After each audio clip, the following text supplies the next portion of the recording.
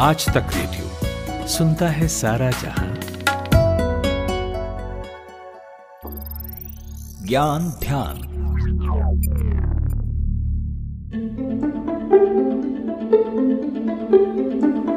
आज सबसे पहले आपको एक केस के बारे में बताते हैं, एक याचिका के बारे में, जो याचिका एक जोरावर नाम के शख्स ने दिल्ली हाईकोर्ट में दायर की हुई है। जोरावर का कहना है कि 2013 के एक मामले में उसे आरोपी बनाया गया था, जिसके बाद वो बरी भी कर दिया गया।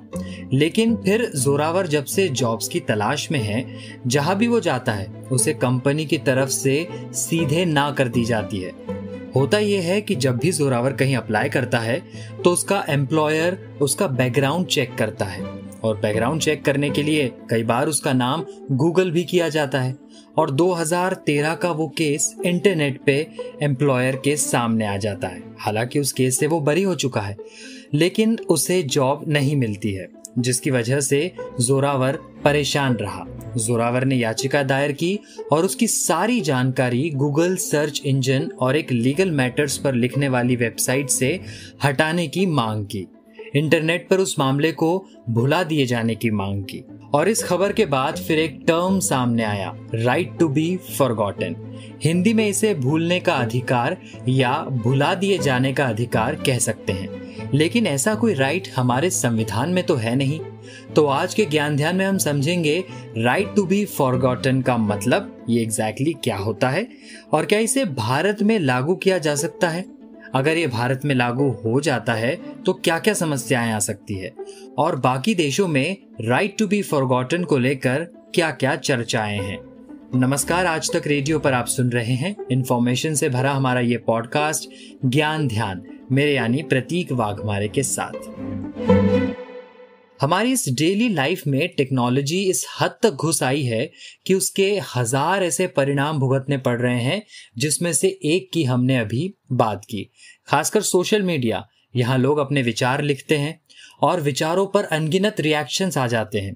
खैर, सोशल मीडिया पर कुछ पोस्ट किया हुआ तो हम खुद ही डिलीट कर सकते हैं, या जिसे हटाना हो उस कंटेंट को ब्लॉक कर सकते हैं। लेकिन जैसा जोरावर के साथ हुआ कि वो खबर ऐसी फैली कि कुछ भी डिलीट करना खुद के हाथ में नहीं है। ये इन्फॉर्मेशन बिल्कुल टूथपेस्ट में रखे उस पेस्ट की तरह है, जिसे एक बार बाहर निकालते ही वापस अंदर डालना ना के बराबर है। अब दिल्ली हाईकोर्ट का इस पर फाइनल फैसला तो नहीं आया, लेकिन कोर्ट ने जोरावर के केस को एक्सेप्ट कर फैसला आने तक गूगल और वेबसाइट को जोरावर से संबंधित जानकारियों को ब्लॉक करने का इंटरिम आदेश दिया है। लेकिन अब ये समझना है कि राइट टू बी फॉरगॉटन या भुला दिए जाने के अधिकार का क्या मतलब है। विस्तार से बता रहे हैं सुप्रीम कोर्ट के वकील और cyber law expert Virag Gupta. Right to be forgotten का मतलब यह है कि कोई व्यक्ति यदि अपनी कोई निजी या संवेदनशील जानकारी को नहीं चाहता कि वो किसी इंटरनेट सर्च में, किसी डेटाबेस में या किसी वेबसाइट में या किसी अन्य प्लेटफॉर्म पर लोगों को, पब्लिक को दिखाई दे या उनको उसकी व्यक्तिगत जानकारियों के बारे में पता चले, तो वो उस जानकारी को वहां से हटाने के लिए विधिक कार्रवाई कर सकता है, इस आधार पर कि वो उन जो दुखप्रद चीज है, कष्टप्रद चीज है या उसको जो क्षति पहुंचा सकती हैं, उन चीजों को वो भूलना चाहता है। जैसे कि किसी के खिलाफ कोई आरोप लगा और बाद में वह आरोप मुक्त हो गया, तो आरोप के बारे में अगर कोई वीडियो सर्कुलेट हो रहा है और जिससे उसको क्षति हो रही है, तो वो वीडियो हटाने के बारे में राइट टू बी फॉरगॉटन के तहत पीड़ित व्यक्ति अदालत या सक्षम अधिकारी के सामने निवेदन कर सकता है।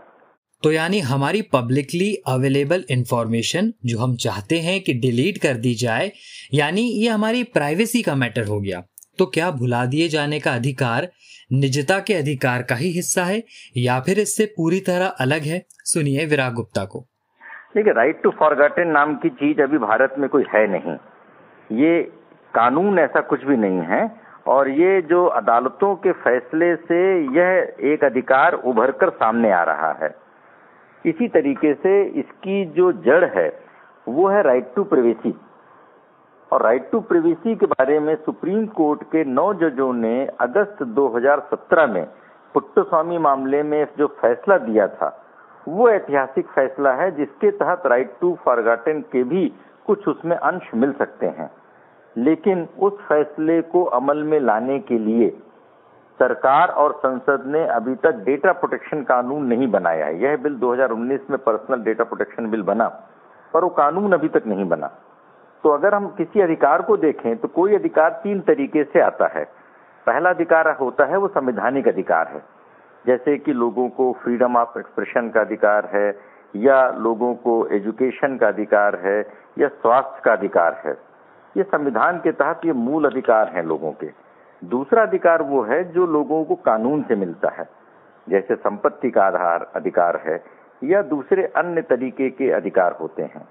और जो तीसरे अधिकार हैं वो न कानून में है न ही संविधान में है, वो अदालतों की विवेचना से होते हैं।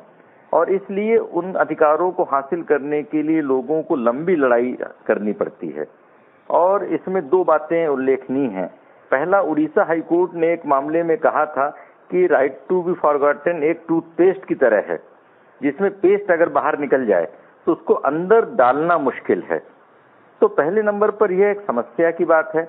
दूसरे नंबर पर कुछ हाईकोर्टों ने इसमें बहुत ही अच्छे तरीके के निर्णय दिए हैं, लेकिन कुछ हाईकोर्ट हैं जिन्होंने उसमें बोला है, जैसे गुजरात हाईकोर्ट है, तो उन्होंने एक मामले में बोला कि भाई किस कानून के तहत आप ये राइट टू फॉरगॉटन चाहते हैं, वो हमको कानून बताइए, उसी के अनुसार ही हम आपको ये रिलीफ दे पाएंगे।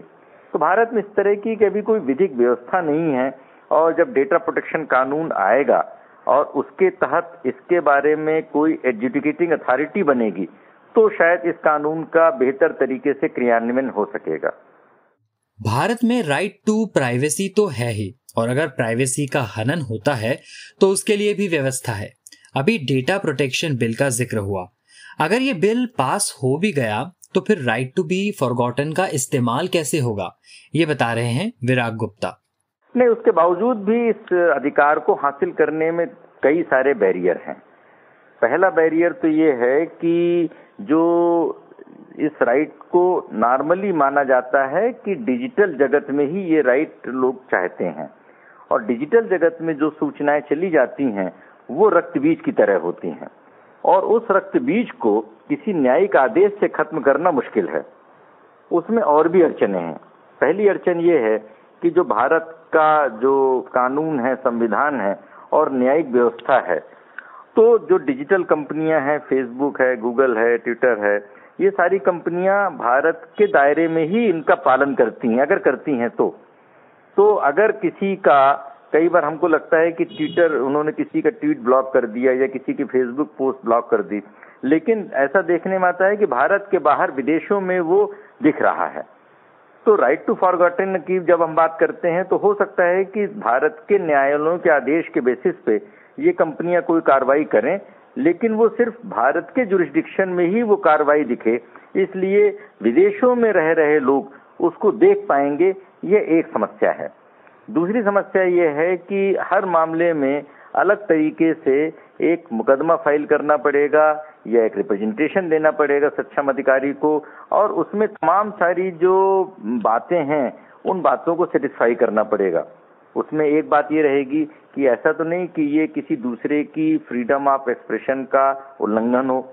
उसमें ये भी बताना पड़ेगा कि ऐसा तो नहीं कि वो जो जानकारी है वो पब्लिक गुड के लिए जरूरी है। ये भी हो सकता है कि वो रिसर्च पर्पस के लिए जरूरी हो, या ये भी हो सकता है कि वो जो इन्फॉर्मेशन है वो लीगल ऑब्लिगेशन है किसी का, जिसके तहत वो इन्फॉर्मेशन पब्लिक डोमेन में है।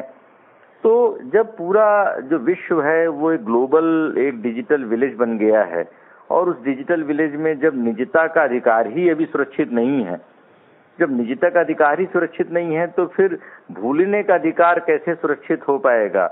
इसलिए भूलने के अधिकार को हासिल करने के लिए सबसे पहले निजता के अधिकार को हासिल करना होगा, और निजता के अधिकार को हासिल करने के लिए डेटा सुरक्षा कानून को प्रभावी तरीके से बनाना होगा, जिसकी बेसिक फीचर यह हो कि जिसका डेटा है उसका उस पर अधिकार है, और जिस दिन यह अधिकार, लोगों का अपने डेटा पर अधिकार हासिल हो जाएगा, उस निजता के अधिकार के साथ भूलने का अधिकार भी हासिल हो जाएगा।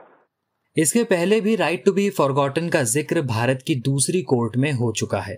2017 में गुजरात हाई कोर्ट में जब ऐसा मामला सामने आया तब तो उसे खारिज कर दिया गया था, लेकिन उसी साल जब ऐसा मामला कर्नाटक हाई कोर्ट में आया था तब उसे कुछ हद तक मान्यता मिली थी। कोर्ट ने कहा था कि सेंसिटिव मामलों में, खासकर जब उस केस में महिला इन्वॉल्व हो, तो यह अधिकार दिया जाना चाहिए। इसके अलावा ओडिशा की हाई कोर्ट में ऐसे मामले में सुनवाई हुई थी। लेकिन मान लीजिए कि यह अधिकार हमें मिल भी जाए तो क्या समस्या खड़ी हो सकती है, जानते हैं विराग गुप्ता से। नहीं, दूसरे राइट से क्लैश नहीं करेगा जब तक कि इस मामले में कोई दूसरा पक्ष इसका विरोध करे, क्योंकि हमेशा होता है कि जो इसका विरोध करेंगे 3 लोग विरोध कर सकते हैं। पहला विरोध कर सकता है कि कोई एक दूसरा पक्ष, दूसरा व्यक्ति जो बोले कि नहीं, ये इंफॉर्मेशन उसके लिए जरूरी इसलिए नहीं हटाई जा सकती, तब उस मामले में सिविल सूट चलेगा और सिविल अदालत में मुकदमा चलेगा। दूसरा, सरकार, अगर सरकार कहे कि नहीं, ये जानकारी यहाँ से हटाना ठीक नहीं है, इसलिए सरकार उसमें पक्षकार बने, तो सरकार के साथ फिर पीड़ित व्यक्ति है उसको मुकदमा लड़ना पड़ेगा। और तीसरे पक्ष हैं डिजिटल प्लेटफॉर्म। वो डिजिटल प्लेटफॉर्म अपने आप को इंटरमीडिएट बोलते हैं और वो कहते हैं कि हमारी जवाबदेही नहीं है, तो वो कोर्ट के आदेश की मांग करते हैं और कोर्ट के आदेश के बावजूद भी वो उसका कितना पालन करेंगे, कितने समय सीमा के भीतर पालन करेंगे या कोर्ट के आदेश के बाद अपील करेंगे। तो इन तीनों बैरियर्स को जब लोग क्रॉस करेंगे, उसके बावजूद भी प्रभावी तरीके से वो सूचना कैसे खत्म होगी, किस तरीके से डिलीट होगी और सारी जगहों से डिलीट होगी कि नहीं होगी, ये भी जरूरी है। क्योंकि सूचना डिलीट नहीं हुई तो फिर कंप्लायंस के लिए लोगों को एग्जीक्यूशन पिटीशन के तहत फिर कोर्ट में आना पड़ेगा या कंटेम्प्ट फाइल करना पड़ेगा। तो ये एक लंबी लड़ाई है और उस लंबी लड़ाई में जो पीड़ित व्यक्ति है, तो जो सूचना को गायब करना चाहता है, उस लंबी लड़ाई के मीडिया रिपोर्टिंग में हो सकता है कि वो सूचना ही अपने आप में और ज्यादा चर्चित हो जाए, तो फॉरगॉटन की बजाय वो चर्चित होने के एक ट्रैप में घुस जाए, जो कि एक और समस्या पैदा कर सकता है। यूरोप में प्राइवेसी डेटा को लेकर कई कड़े नियम है, तो विदेश में राइट टू बी फॉरगॉटन को लेकर क्या स्टेटस है, सुनिए विराग गुप्ता से।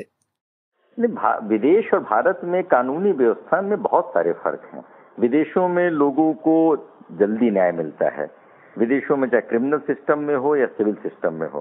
भारत में यहाँ पर जो आपराधिक जो न्यायिक सिस्टम है या सिविल सिस्टम है, लोग बोलते हैं कि दादा मुकदमा फाइल करता है, पिता लड़ता है और पोते को न्याय मिलता है। तो पहला ये फर्क है। दूसरा फर्क ये है कि अगर हम डिजिटल लेवल पे कहें तो यूरोप और अमेरिका में डिजिटल जो रेगुलेशंस हैं, जो ज्यूरिस्प्रूडेंस हैं, वो बहुत ही उन्नत हैं। भारत में तो अभी तक हमें बेसिक जो कानून है वो ही नहीं बने, रेगुलेटर कौन है ये भी नहीं बना। यहाँ पर जो न्यायिक व्यवस्था है, वकील हैं, जज हैं, जो सरकारी अधिकारी हैं, उन्हें अभी डिजिटल के बहुत सारे पहलुओं की समझ नहीं है और हम अभी भी डेटा प्रोटेक्शन कानून के जो बेसिक मुद्दों पर उलझे हुए हैं। इसलिए भारत में एक और भी सिविल का एक एस्पेक्ट है जिसको टार्ट्स बोलते हैं। तो टार्ट्स के तहत अगर कोई सरकार की कोई गलती हो तो उसमें लोगों को जुर्माना या लोगों को क्षतिपूर्ति लेने का अधिकार है। लेकिन भारत में लोगों की जान की उतनी कीमत नहीं है जितनी विदेशों में है और भारत में प्राइवेसी की भी उतनी कीमत नहीं है। इसीलिए भारत डेटा का सबसे बड़ा औपनिवेशिक बाजार बन गया है डिजिटल कंपनियों के लिए। तो विदेशों और भारत में फर्क ये है कि डिजिटल का इस्तेमाल दोनों जगहों पर हो रहा है, लेकिन भारत में डिजिटल कंपनियां बेलगाम हैं। भारत में कोई कानूनी अभी प्रॉपर व्यवस्था नहीं बनी है, जबकि विदेशों में पीड़ित व्यक्तियों के लिए सही कानून भी हैं और सही उपचार की व्यवस्था भी है। तो देखिए, इंफॉर्मेशन यानी कि सूचना कितनी ज्यादा इंपॉर्टेंट है। और ये था आज का हमारा ज्ञान ध्यान। किसी और विषय पर आप चाहते हैं कि हम उस पर ज्ञान ध्यान करें तो आप हमें लिख सकते हैं radio@aajtak.com पर। अगर आप हमसे कुछ कहना चाहते हैं, कोई सुझाव है, सलाह है, शिकायत है, तो उसका भी स्वागत है। हमें लिख सकते हैं radio@aajtak.com पर।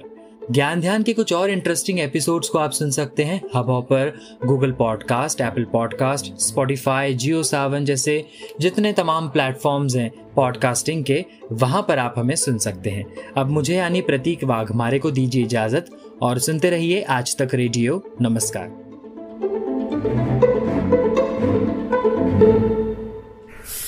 अजी सुनते हो?